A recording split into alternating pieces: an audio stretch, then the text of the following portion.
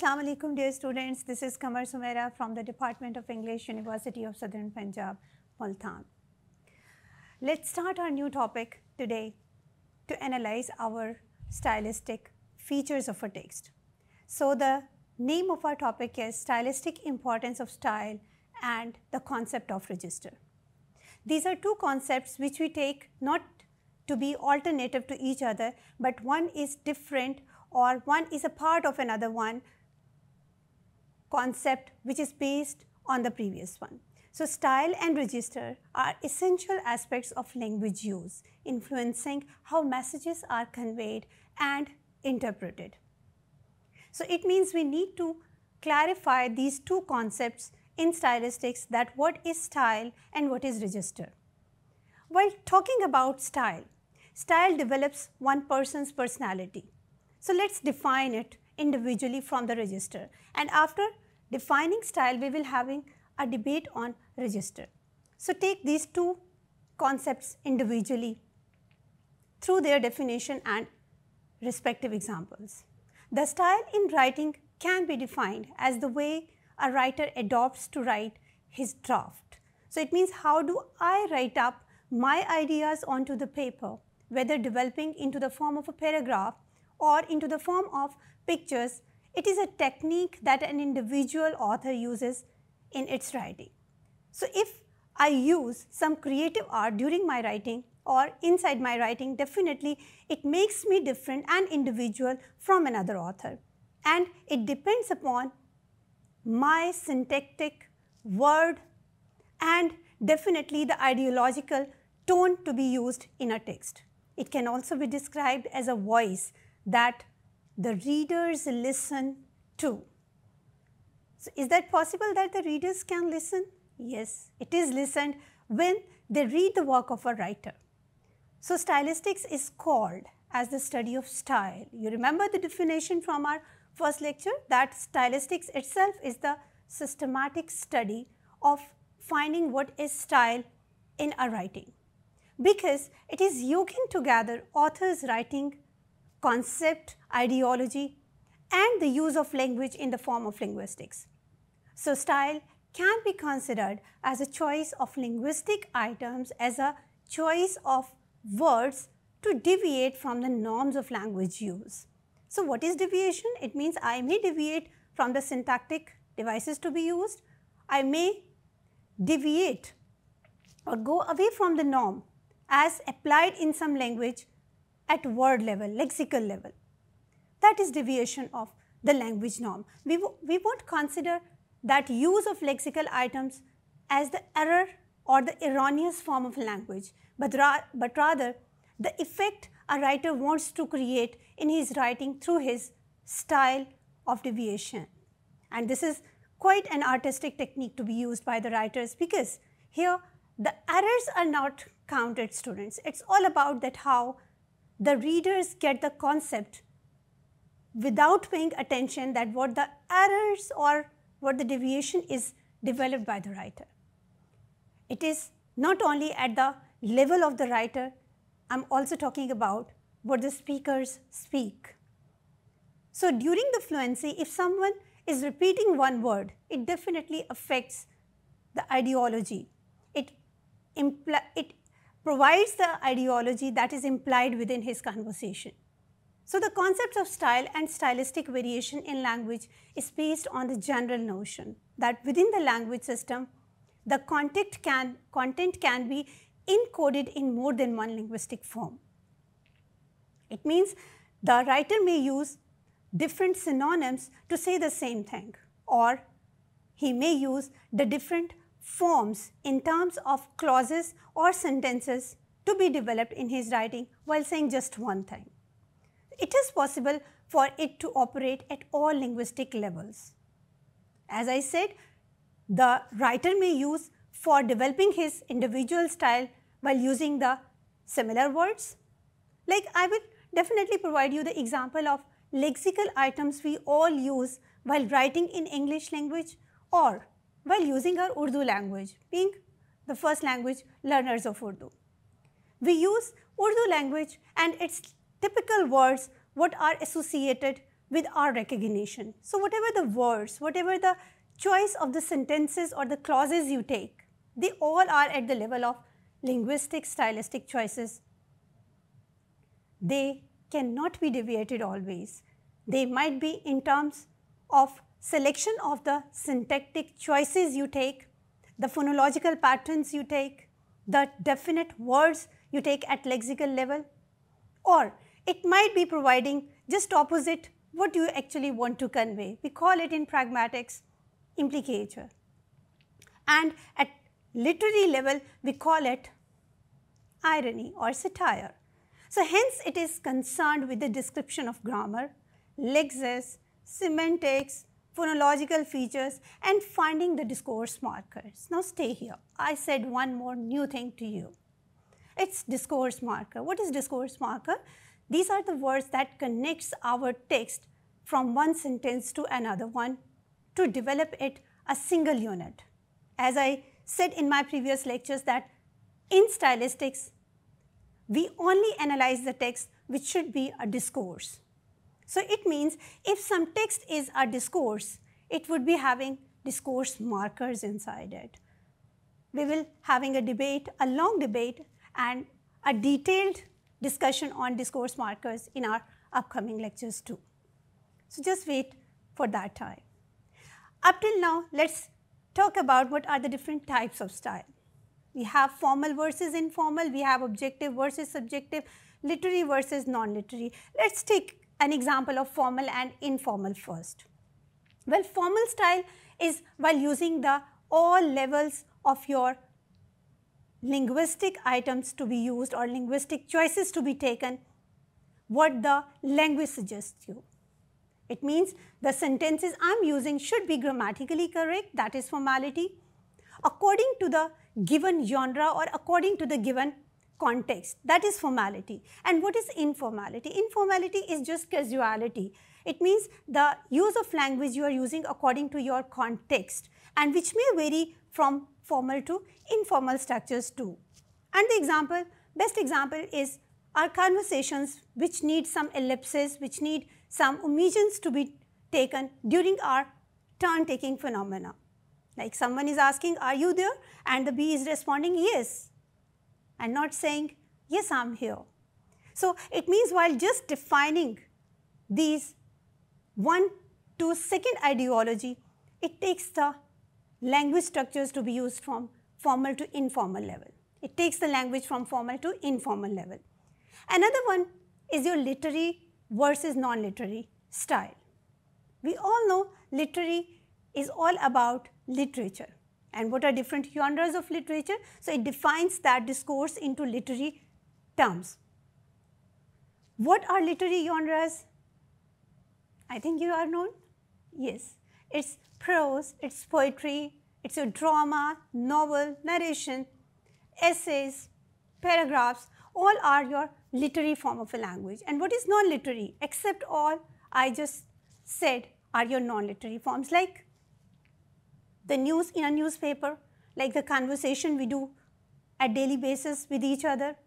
And for sure, whatever we write up through our textual messages, these are all your non-literary genres. Can they be analyzed? Yes, they are. It means if they are coherent, if they have some cohesive devices or discourse markers inside it, you can analyze the given conversation even in your textual messages as well. And this is the beauty of stylistics, that it provides you the basis to explore the style of the author by observing the style of its writing. Let's talk about what is the importance of style. Well, style affects the tone, clarity, and impact of the message that shapes the reader's or listener's response. Is my tone different from your any other teacher inside the classroom? Am I different than any other one person in your life who is speaking English in front of you? So my style would definitely be different from another person, not only in terms of my phonological level, but also lexical, semantic, syntactic, and discourse level. It means that for which reason I'm here, and number one, formality versus informality, And number two, what do I count in terms of time limit? That within 10 minutes, what I need to talk to you. Am I specific with respect to the time we are sharing with each other to take this lecture? So it means all the verbal and non-verbal things would accumulate your style as a speaker or style as an author. What considers an author's style? Your writing style, your choice of words again, your pacing, spacing in between the words, how many words you write up in one line, the use of sentences you do, the use of punctuation marks, very important, like the traffic signals we call in our writing system.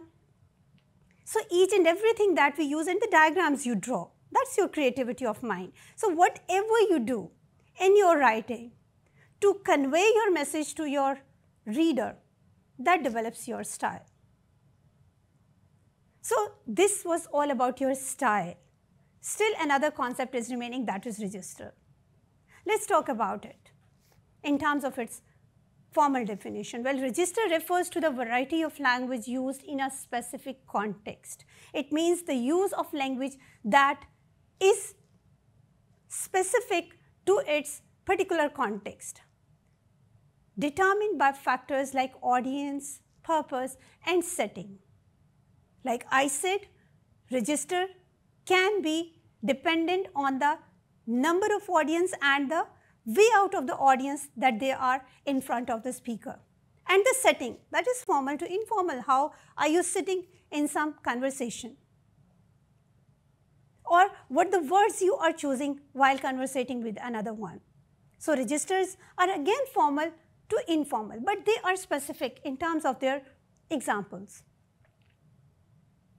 Referring to the different contexts, we have different registers in our studies as well.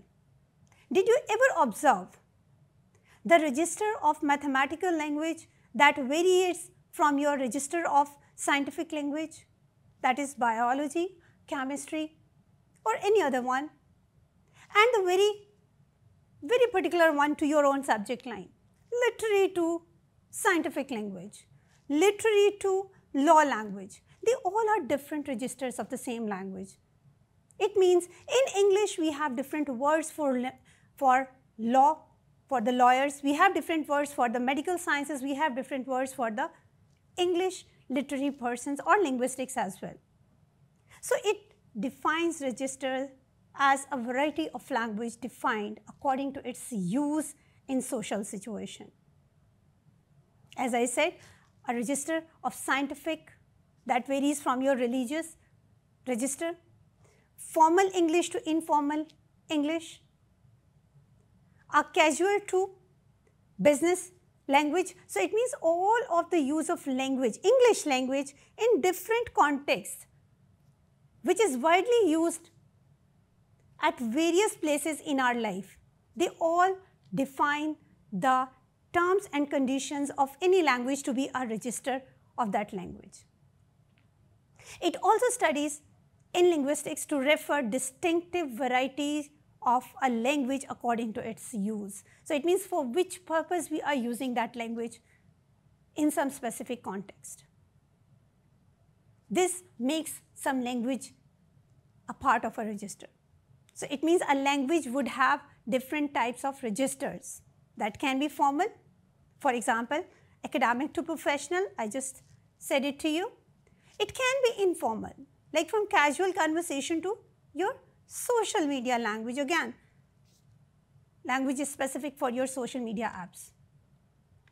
Technical versus specialized vocabulary in terms of medicine and law. I just provided this example as well. The importance of register influences the appropriateness and effectiveness of communication, ensuring that language is tailored to its context. So it means what is important in register, for which purpose you are using your language, that is context. Every register is fixed in its definite pattern and style with respect to its use of lexis, semantic level, its pragmatic aspect, and its syntactic features, that means the use of sentences in particular use of English language. So the stylistic importance of style and register conveys meaning. That is, style and register contribute to the meaning of a text going beyond literal concept or beyond its literal interpretation. It also establishes tone that develops the style and register to help out establishing the tone influencing how the message is received. It also creates identity. Means use of style and register creates identity that reflects the author or speaker's identity, its background and intention to communicate. Another one, it engages audience. It means the effective use of style and register can engage the audience, enhancing communication. So let's exemplify these terms through literary and non-literary text. In literary text, authors like Shakespeare, James Joyce, Hemingway are known for their distinctive styles which contribute to the meaning and impact of their works. While for non-literary style and specific register, advertisements or the advertisers use specific styles and registers to target audience and convey messages effectively. Everyday communication that needs people to adjust their style and register depending on the context, such as formal language in the form of emails versus your casual textual messages. Let's conclude our whole debate, why we are doing it. It is used to understand what is style and register for the reason that it is crucial for effective communication as they significantly impact the meaning, tone and reception of messages, which is your key feature to be explored in stylistic analysis. So analyzing style and register can provide insights into the author's intention, audience, perception and identifying specific context. So before analyzing in detail what the language is being used by some author, it is very important what kind of style or what kind of register it is in terms of its specific language. That's all about your concept of style and register. Stay tuned for the remaining lecture of the same topic by next week. Stay blessed. Have a nice day.